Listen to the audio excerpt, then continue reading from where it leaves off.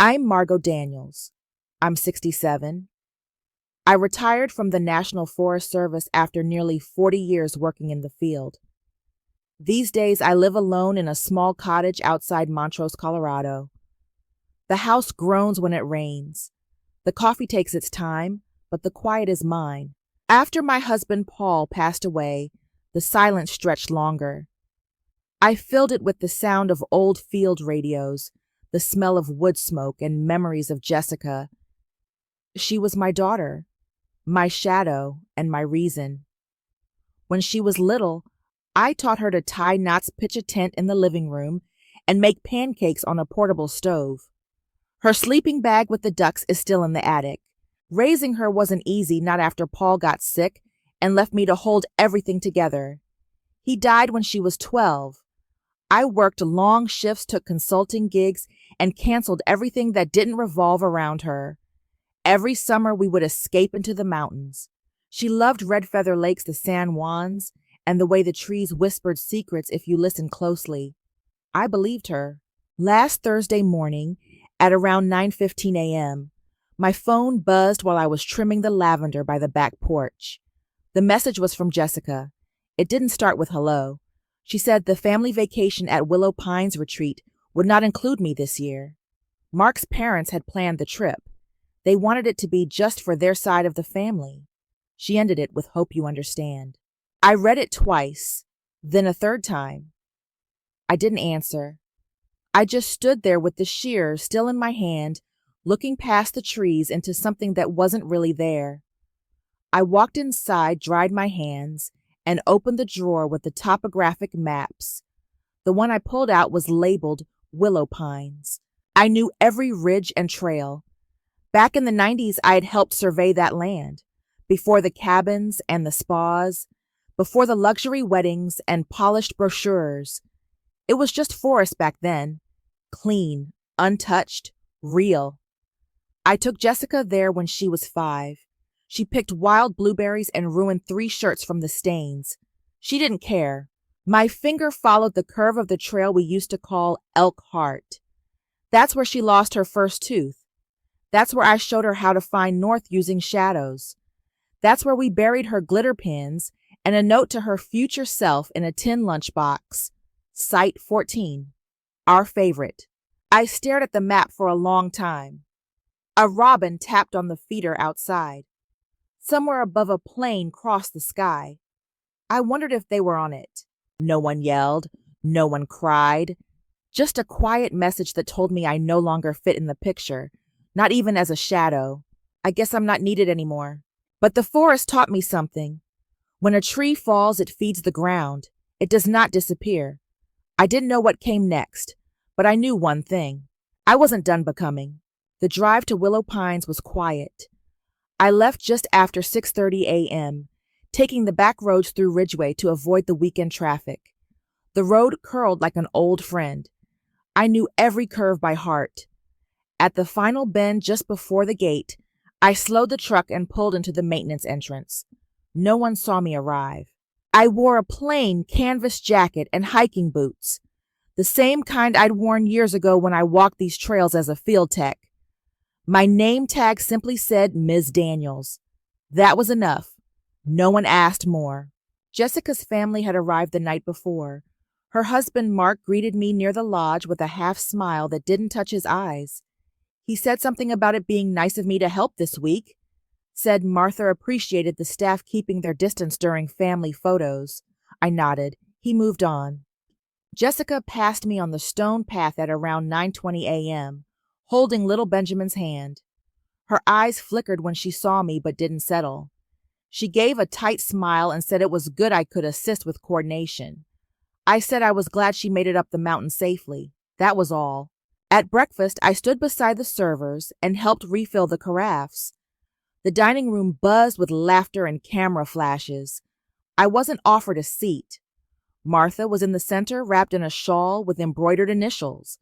She told the story of how she'd secured the last bottle of imported wine for the celebration. Jessica beamed. Someone clapped. I poured coffee for 2 older women seated near the window. One of them leaned in and whispered that the staff was very well trained this year. She said I had a kind face.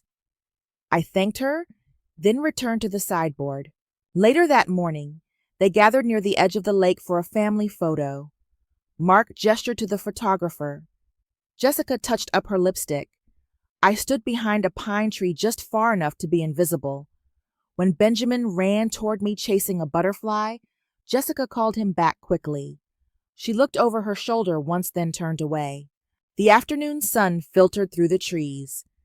I walked the perimeter trails, noting where the soil had washed near Cabin 3. I wrote it down in my notebook.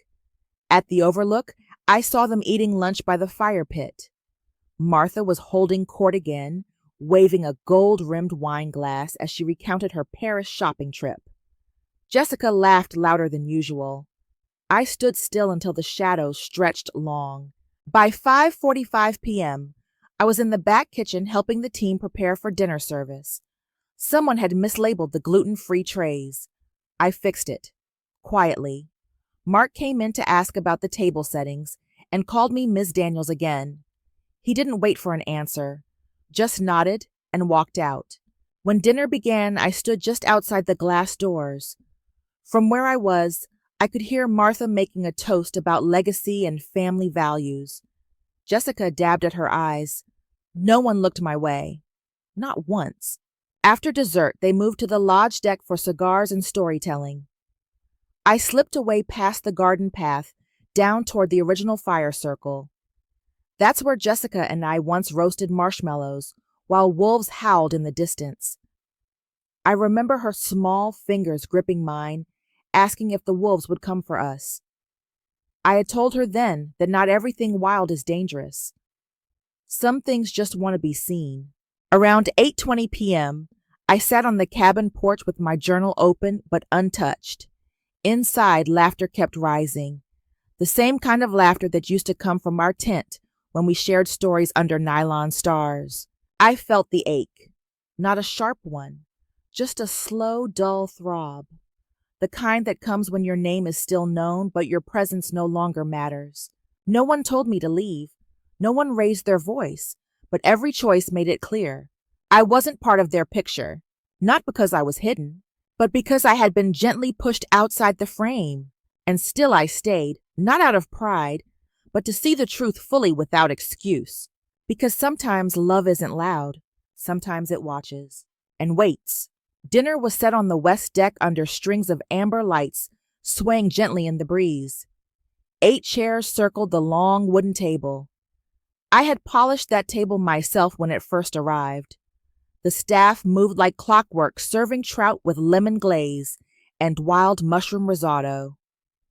I stood quietly by the beverage station a little distance behind the potted ferns.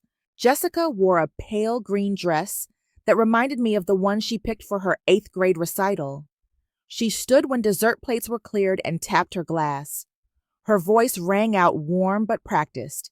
She thanked the management team for their excellent service. She said Willow Pines Retreat had exceeded expectations and praised the system behind it. Her words rolled smoothly polished like a sales pitch. Then Martha rose. She held her wine like a trophy. She talked about legacy refinement and the rare sense of luxury the retreat offered. She glanced my way once, but didn't stop. I was simply part of the backdrop. The general manager stood last. He smiled, thanked them for their kind words, then said one sentence that shifted the air. He said the owner was present tonight and wished to say a few words. Everyone looked around. Then all eyes settled on me. Jessica's smile cracked mid-expression. Mark's brows pulled together. Martha froze, still holding her glass in midair. I stepped forward slowly. My boots sounded heavy on the wooden planks. I nodded at the manager, then faced the table. I said I appreciated their kind remarks. I said this place was built with care, that every tree spared, every stone placed, was part of a promise I made to myself decades ago when I dreamed of building something that let people breathe again. I paused. No one moved. I looked at Jessica. Her eyes were wide, unreadable. I said I wasn't here for applause. I never had been. I said it would have meant more to be welcomed as a mother than to be admired as an owner. I told them my name was Margot Daniels. I had worked these woods long before the cabins rose, before the lodge served wine, before the lake trail had lights. I said I had only one wish that weekend, to feel included, to be seen not for what I built, but for who I had been in someone's life. Then I nodded once, thanked them again, and stepped back. The silence that followed wasn't uncomfortable. It was heavy, reflective. Something had cracked open, and not one person, not even Martha, reached for the next toast. They simply sat with it, and I let them, because sometimes the most powerful truth is the one that requires no defense, only presence. The garden path was lined with pine needles soft underfoot. The lanterns gave off a muted glow as Jessica approached me near the wooden arch. She didn't say anything at first, just walked beside me as I took slow steps toward the tall grove behind the retreat. The air smelled like cedar and damp moss. I heard her exhale, long and shaky, then her voice quiet. She said she had been ashamed, not of me, but of what others might think if they saw how close we were. She said Martha valued image and control, that sometimes she played along because it felt safer than standing apart. She said when she was a child, she saw me as the strongest person alive. But lately she had tried to shrink me, not because she stopped loving me, but because she was afraid of appearing small next to me. I stopped walking, looked at her not with anger, just a still kind of knowing. I said we all carry fears, but love isn't meant to make others smaller. It's meant to give them space to rise. She wiped her face with her sleeve. I reminded her of the camping trip when she got lost in the woods for half an hour. I didn't yell. I lit a small fire and waited, knowing she'd find the way back. She had running and crying, and I held her until she stopped shaking. I told her I was still that fire, still waiting. Jessica stepped forward, slowly. She wrapped her arms around me, and I let mine close around her like I used to. We didn't say anything else. The breeze moved the pine branches above us. Somewhere nearby, a wind chime rang softly. It didn't fix everything, but it reopened something, and that was enough. The butterfly room was warm, and still sunlight spilling in through high glass panels, casting soft patterns across the tiled floor.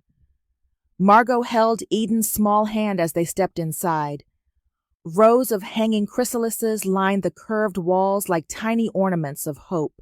The air carried a hush, the kind found only in places where something quiet and sacred is unfolding.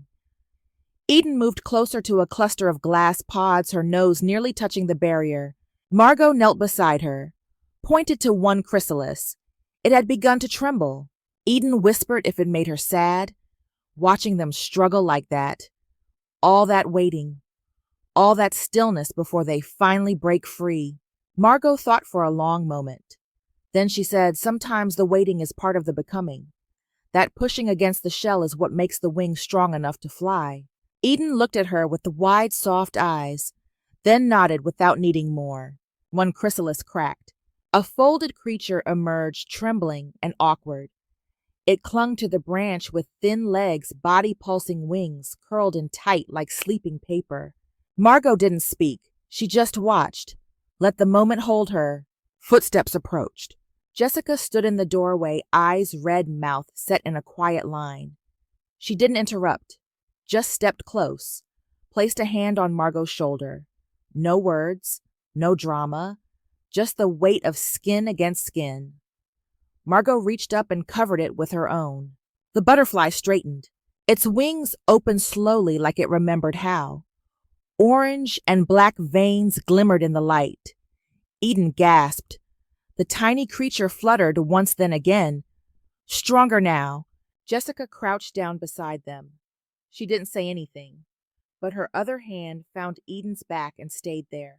For the first time in a long while, the three of them were still together. A moment suspended in something larger than pain or pride. No need to explain. No need to rewind. Only this. The butterfly lifted from the branch and floated upward, tracing the curve of the glass. It hovered for a heartbeat before disappearing toward the light. Margot exhaled. She didn't cry. She just held her granddaughter's hand, felt her daughter's presence beside her. and knew that at last something old had broken open to make room for something new. And that was enough.